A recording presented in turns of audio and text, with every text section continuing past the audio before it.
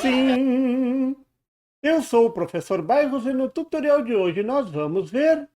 Nessa série Relembrar e Aprender, hoje eu vou falar sobre o método de análise de circuitos fundamental para análise de circuitos de áudio. Sem ele não seria possível avaliar o ganho de um amplificador ou analisar circuitos com duas fontes de tensões. Esse é um método que muitos seguidores e alunos têm pedido que eu faça mais exercícios e mostre exemplos, já que é muito valorizado nos cursos técnicos. Eu estou falando da sobreposição, que também é conhecida como superposição. Vamos lá? A sobreposição está baseada na linearidade do circuito eletrônico. A lei de Ohm é uma equação linear. A tensão é proporcional à corrente e a constante de proporcionalidade é a resistência. Então, se num circuito tem duas fontes, a fonte 1 e a fonte 2, e se eu quiser saber a tensão em algum ponto do circuito sobre a resistência R2, por exemplo, claro que eu poderia pedir a corrente também, mas aqui eu estou pedindo para achar a tensão sobre a resistência R2. Eu posso avaliar a influência da fonte 1 separada da fonte 2 sobre essa resistência e depois avaliar a influência da fonte 2 separada da fonte 1. E no final, somar os dois resultados. Isso é, sobrepor os resultados, pois esse é um método de análise de circuitos chamado de sobreposição. Não podia ser mais simples.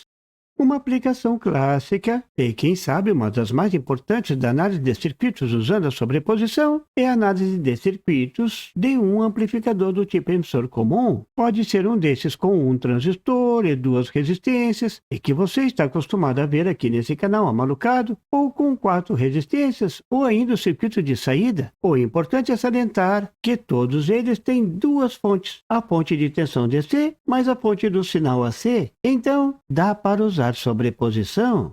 Se você acha que é só teoria, veja no circuito da figura um amplificador seguidor de emissor com resistência de emissor. Se a pergunta for, determine a tensão de coletor do transistor observada no osciloscópio ajustado para medir corrente contínua, sabendo que a corrente quiescente de coletor é igual a 2 mA, quando um sinal de 500 mV RMS é aplicado à entrada, um sinal senoidal de 1 kHz. Parece complicado? Não se você aplicar sobreposição. Na sobreposição, tem que analisar o circuito olhando para cada uma das fontes em separado. Então, primeiro eu vou analisar o circuito em DC, o circuito de polarização. Nesse caso, a fonte de tensão AC pode ser retirada do circuito, já que os capacitores DC funcionam como um circuito totalmente aberto. Eles isolam a fonte do sinal AC do circuito de polarização do transistor. Essa é a função desses capacitores. Veja como fica o circuito. Vou chamar a tensão de coletor DC, VC-DC. A análise é simples. Se eu tenho a corrente de coletor, então eu sei a tensão na resistência de coletor R2. Lei de Ohm simples. 2 mA vezes 3 kΩ, isso dá 6 volts. Colocando o valor dessa tensão no circuito, fica fácil determinar a tensão de coletor. É só usar a lei das malhas práticas, já que tem somente uma fonte alimentando esse circuito, a fonte é de 12 volts. Então, se está entrando 12 volts para alimentar a malha de saída, está sendo consumido 6 volts da resistência R2, sobrou quanto para o coletor? Isso mesmo, 6 volts. Simples, não tem segredo. E essa é a solução para a tensão de coletor, levando em conta somente a fonte de tensão de corrente contínua. A fonte de 12 volts, metade do caminho já foi trilhado. Agora vamos analisar para a fonte de tensão AC, a fonte do sinal. Esse é o circuito em AC. Vamos levar em conta somente a fonte do sinal VI. Agora a fonte DC é colocada em curto. Tensão igual a zero. Na sobreposição, quando você analisa o circuito para uma fonte de tensão, todas as outras fontes de tensões deverão ser zeradas. Isso é, as fontes deverão ser colocadas em curto. Então, no lugar da setinha indicando a ligação à fonte VCC, você coloca simplesmente 1 terra. E pronto, a fonte DC está em curto, 0 volts. E não se preocupe que não vai queimar nada. Essa é uma análise teórica. Aqui nesse circuito amplificador temos que colocar os capacitores em curto também, já que assim os capacitores podem ser considerados um curto-circuito, uma impedância bem baixa. Por isso os valores dos capacitores são tão altos. Para circuitos de áudio ficam entre 1 microfarad e 100 microfarad. Claro que quem projetou esse circuito pensou nisso. Então vamos colocar em curtos capacitores. Agora a tensão de coletor, a tensão que eu quero calcular, vou indicar como VCAC, mas vou colocar o AC em letrinhas minúsculas para indicar que a tensão de coletor é para pequenos sinais. Outro detalhe é que a corrente de coletor de 2 mA era para o circuito DC, então não aparece nesse circuito. Veja como ficou o circuito. O circuito com aquele terra para cima não fica muito elegante. Então, normalmente esse circuito é desenhado com terra apontando para o terra, como manda o figurino. Veja como fica. Claro que fica meio esquisito ainda, porque a gente está acostumado a ver a fonte de tensão DC, mas aqui estamos usando a sobreposição e só pode ter uma fonte. Nesse caso, a fonte AC de pequenos sinais. Se você está acostumado a ver essa análise aqui no canal do Professor Bairros, sabe que o próximo passo é substituir o transistor por um circuito equivalente para pequenos sinais. Eu gosto muito do pi híbrido, mas como esse é um circuito já amplamente analisado, o ganho em AC, isso é a tensão de coletor do transistor em AC, é igual a menos a razão entre a resistência de coletor sobre a resistência de emissor. Aqui é simplesmente 3 kΩ sobre 600 Ω. Escrevendo tudo em ohm fica mais fácil. 3.000 Ω sobre 600 Ω, isso dá menos 5. Esse menos indica que o sinal vai sair invertido. A tensão de coletor AC, VC-AC, é igual a 500 mV RMS vezes 5. Isso dá 2.500 mV RMS, que é igual a 2,5 V RMS. Pronto, temos as duas tensões. Agora é só sobrepor os dois resultados. Veja nos osciloscópios o resultado de cada um dos circuitos. O circuito DC mostra uma onda contínua de 6 volts. No osciloscópio do circuito AC, aparece uma onda senoidal sobre o eixo do 0 volts. Aqui a componente DC não é levada em conta, por isso a senoide gira ao redor do 0 volts.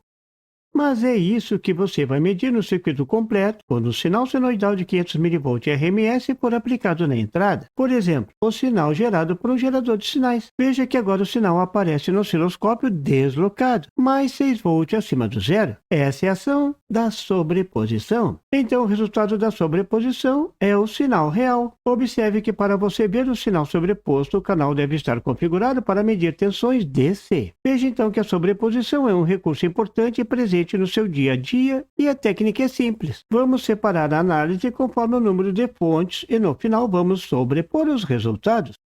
Agora, para finalizar e deixar tudo bem claro, vou analisar o circuito da figura, que também tem duas fontes, mas uma delas é uma fonte de corrente. Será que muda alguma coisa? Nesse circuito eu quero a tensão na resistência R2, simples assim.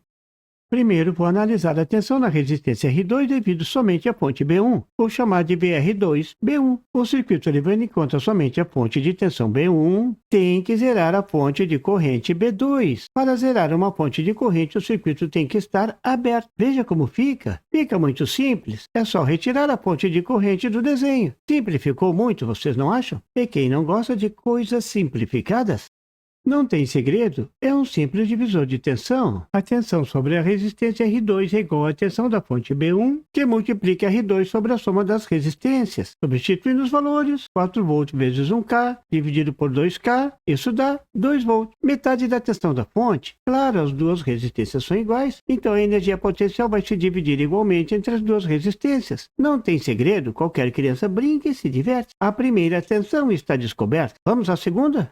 Agora vou analisar o circuito para a fonte B2. A fonte de corrente, nesse caso a fonte de tensão B1, tem que ser zerada. Para zerar uma fonte de tensão, a fonte tem que ser colocada em curto. É só colocar um fio no lugar da fonte. Veja como fica o circuito. O objetivo agora é calcular a tensão sobre R2 nesse circuito. Vou chamar de VR2B2, a tensão sobre a resistência R2 devido à fonte B2.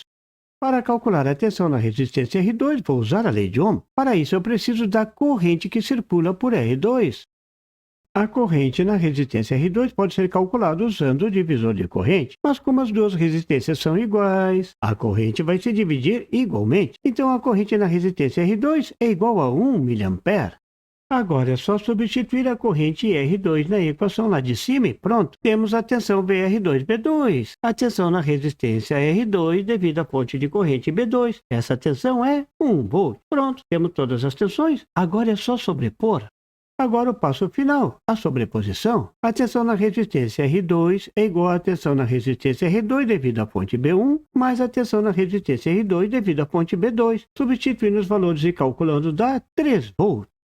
Note que não foi preciso dizer que é AC ou DC. Aqui só tem fonte DC. Outro detalhe é que às vezes a tensão aparece com sinal negativo. Isso iria acontecer se a fonte de corrente estivesse invertida. Nesse caso, a tensão final seria 2 volt menos 1 volt. Isso daria 1 volt. Então, a sobreposição é a soma algébrica. Tem que levar em conta o sinal da medição. Por isso, nos circuitos, os sinais das medições na análise das fontes individuais deverão ser exatamente os mesmos do circuito com todas as fontes. Esse é um detalhe importante. Se no circuito do exemplo a fonte de tensão estivesse invertida, agora na soma da tensão final, o resultado seria negativo. Então, na sobreposição, você deve ficar atento aos sinais, mas se for um sinal do terceiro grau, saia correndo. Nesse tutorial você relembrou a análise de circuitos usando a sobreposição. Então, nesse tutorial você aprendeu mais um pouco sobre a sobreposição, porque relembrar é aprender. Bom proveito! E por favor, se você não é inscrito, se inscreva e marque o sininho para receber as notificações do canal. E não esqueça de deixar aquele like e compartilhar para dar uma força ao canal do Professor Bairros. E não tem site? Tem sim! É www.bairrospd.com. Lá você encontra o PDF e tutoriais sobre esse e outros assuntos da eletrônica. E fique atento ao canal do Professor Bairros para mais tutoriais sobre eletrônica. Até lá!